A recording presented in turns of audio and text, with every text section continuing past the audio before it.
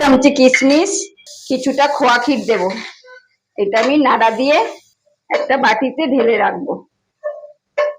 আমি দুধের থেকে মাছগুলো তুলে নেব। স্বাদ মতো নুন দেব।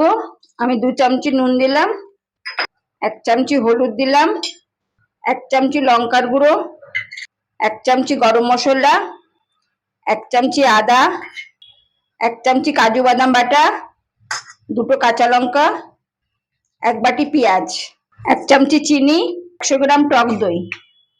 এটা আমি ভালো করে মেখে নেব।